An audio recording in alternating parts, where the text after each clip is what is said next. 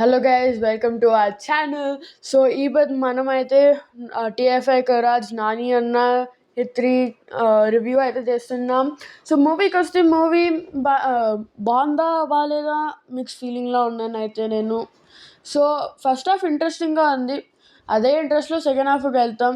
Second half అంతడేం లే, bury violence, killing, murders, ఇది అది బరీ కిల్లింగ్ ఏమీ లేదు. ఇంకా నాని అయితే ఎంత బ్లడ్ పూసినారంటే అది అవసరమే ఉన్నిలే అంత బ్లడ్.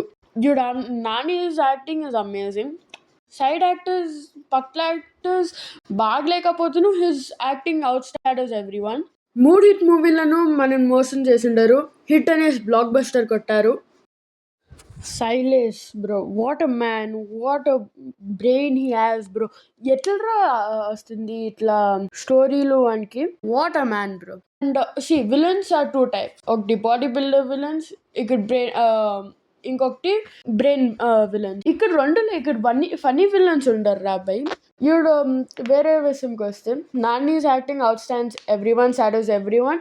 సో మూవీ అయితే అంతేం లైక్ బాగుంది మూవీ, బాగా అంటే బట్ మిక్స్డ్ ఫీలింగ్స్లో ఉంది నాకైతే.